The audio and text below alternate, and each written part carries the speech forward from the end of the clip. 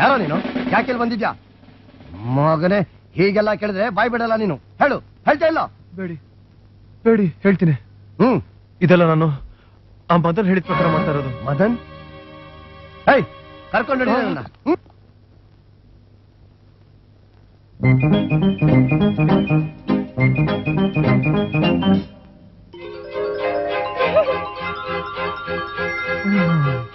ಅಲ್ಲ, ಆ ಮುರಳಿ ಲೀವ್ ಮೇಲಿದ್ರು ಛಲ ಬಿಡದೆ ಇನ್ನೂ ಇನ್ವೆಸ್ಟಿಗೇಷನ್ ಮಾಡ್ತಾನೆ ಇದ್ದಾನಲ್ಲ.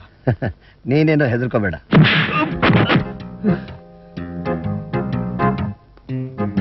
ಓ, ನನಗ್ ಬೇಕಾಗಿರೋರು ಇಬ್ರು ಇಲ್ಲೇ ಸಿಗ್ತೀರಾ ಅಂತ ನಾನು ಅನ್ಕೊಂಡಿರ್ಲಿಲ್ಲ. ಯಾಕೆ? ಅದನ್ನ ಆಮೇಲೆ ಹೇಳ್ತೀನಿ. ಮಿಸ್ಟರ್ ಸಂಜೀವಯ್ಯ, ಸ್ಮ್ಯಾಕ್ ಫಾರ್ಮಸಿಗಳಿಗೆ ಕೆಟ್ಟ ಹೆಸರು ತರಬೇಕು ಅಂತ ವಿಷಮಿಶ್ರಿತ ಔಷಧಿನ ಅನಾಥ ಮಕ್ಕಳ ಮೇಲೆ ಪ್ರಯೋಗ ಮಾಡೋದ್ರಲ್ಲ, ಆ ಬಗ್ಗೆ ನೀವು ತಪ್ಪೊಪ್ಪಿಗೆ ಸ್ಟೇಟ್ಮೆಂಟ್ ಕೊಡಬೇಕು. No no never. ನೀವು ನೋ ಅಂದ್ರು ನೆವರ್ ಅಂದ್ರು ಪ್ರಯೋಜನ ಇಲ್ಲ ಸಂಜೀವಯ್ಯ. ನಿಮ್ಮ ಎಂಜಲ್ ತಿಂದ ಈ ಡಾಕ್ಟರ್ ಆಗ್ಲೇ ಎಲ್ಲ ಕಕ್ಬಿಟ್ಟಿದ.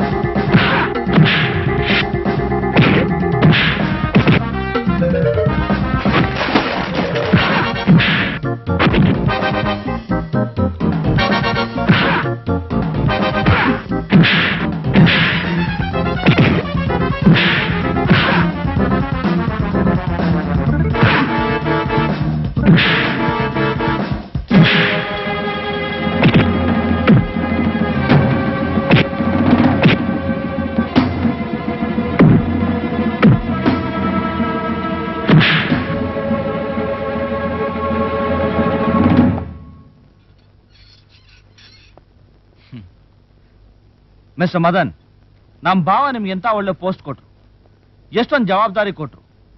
ಆದ್ರೂ ಈ ಧನಪಿಶಾಚಿ ಸಂಜೀವನ್ ಮಾತು ಕೇಳ್ಕೊಂಡು ಇವ್ರಿಗೆ ಮೋಸ ಮಾಡಿದ್ರಲ್ಲ, ಯಾಕೆ? ಅದಕ್ಕೆ ಕಾರಣ ಇದೆ ಇನ್ಸ್ಪೆಕ್ಟರ್. ನಮ್ಮ ತಂದೆ ರಾಮಣ್ಣ ನಿಮ್ ಭಾವನ ಕಂಪ್ನಿಯಲ್ಲಿ ಕ್ಯಾಶಿಯರ್ ಆಗಿದ್ರು. ನಂದು ತಪ್ಪಾಯ್ತು ಸರ್. ನನ್ಗೆ ಯಾವುದೋ ಹಣ ಬರ್ಬೇಕಾಗಿತ್ತು, ಅದು ಟೈಮಿಗೆ ಸರಿಯಾಗಿ ಬರ್ಲಿಲ್ಲ. ವರದಕ್ಷಿಣೆ ಕೊಡದೆ ಹೋದ್ರೆ ನನ್ನ ಮಗಳ ಮದುವೆ ಎಲ್ಲಿ ನಿಂತು ಹೋಗುತ್ತೋ ಅನ್ನೋ ಭಯದಲ್ಲಿ ಇಂಥ ಕೆಲಸ ಮಾಡ್ಬಿಟ್ಟೆ.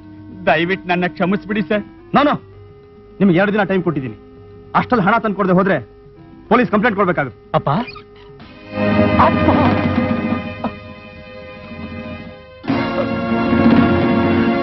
ಗಿಳಿಯ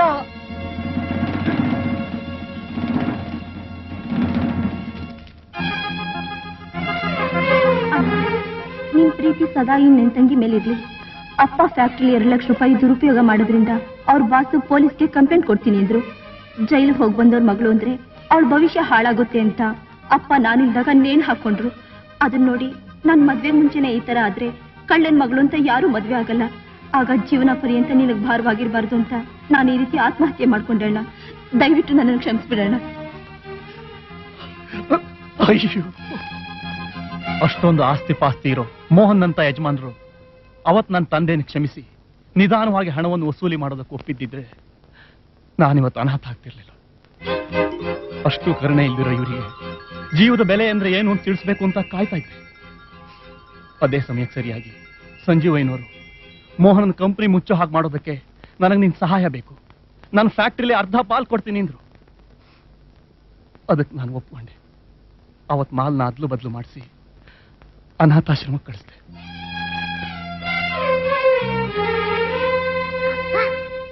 ಕೆಲಸ ಎಲ್ಲ ಆಯ್ತು, ನಾನು ಬರ್ತೀನಿ. ಸೈನ್ ಮಾಡಿ.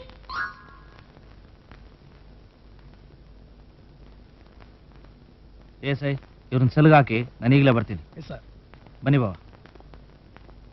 ಮಾಲಾ ಮಾಲಾ ಮಾಲಾ ಮಾಲಾ ಮಾಲಾ ನೀವ್ ಹೇಳ್ತೀರಾ ನಾನು ಹೇಳ? ಇಲ್ಲ ನೀನೇ ಹೇಳು. ಬೇಡ ನೀವೇ ಹೇಳಿ. ನೀನೇ ಹೇಳು. ಮಾಲಾ ಅದೇನು ಅಂತ ಮೊದಲು ಯಾರಾದ್ರೊಬ್ರು ಹೇಳಿಪ್ಪ. ನಮ್ಮ ಮುರಳಿ ನಾನು ಅಪರಾಧಿ ಅಲ್ಲ ಅಂತ ಪ್ರೂವ್ ಮಾಡಿದ್ರಿಂದ ನನ್ನ ಬಿಡುಗಡೆ ಆಯ್ತು. ಖಂಡಿತ ಮುರಳಿ ಅಲ್ಲ ರೀ, ಇದಕ್ಕೆಲ್ಲ ಕಾರಣ ನಮ್ಮ ಮಗಳು ಶ್ವೇತಾ. ಶ್ವೇತಾನ? ಅವಳು ಸಾಕ್ಷಿ ತೋರಿಸದೆ ಹೋಗಿದ್ರೆ ಇವ್ರ ಬಿಡುಗಡೆ ಖಂಡಿತ ಆಗ್ತಾ ಇರ್ಲಿಲ್ಲ. ಮಾಲಾ ಶ್ವೇತಾ ಇನ್ನೂ ಇದ್ದಾಳೆ ಅಂತಿದ್ಯಲ್ಲ? ನಂಗೆ ಗೊತ್ತು ರೀ, ನನಗೆ ಗೊತ್ತು ನೀವ್ ಯಾರು ನನ್ನ ನಂಬಲ್ಲ ಅಂತ. ಬನ್ನಿ ನನ್ ಜೊತೆ.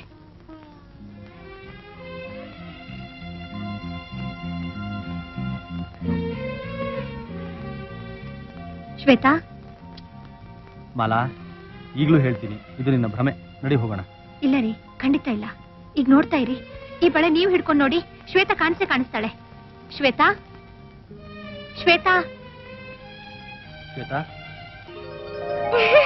ಶ್ವೇತಾ, ಶ್ವೇತಾ. ಬೇಡ ಡ್ಯಾಡಿ, ನಾನು ನಿಮ್ ಕೈಗೆ ಸಿಗೋದಿಲ್ಲ. ಇಲ್ಲ ಮುರಳಿ ನೋಡೋಣ. ಅಂಕಲ್. ಶ್ವೇತಾ. ಅಂಕಲ್. ಮುರಳಿ, ಈಗ್ಲಾದ್ರೂ ನಂಬ್ತೀಯಾ? ಹಾ ಹೌದು ಮಾಲಾ. ಮಾಯಾ ನೀನ್ ನೋಡು. ಆಂಟಿ. ಶ್ವೇತಾ, ಶ್ವೇತಾ, ಯೋಚನೆ ಮಾಡ್ಬೇಡಿ ಡ್ಯಾಡಿ, ನಾನು ಮತ್ತೆ ನಿಮ್ ಮಗಳಾಗಿ ಹುಟ್ಟು ಬರ್ತೀನಿ. ಬರ್ಲ ಮಮ್ಮಿ?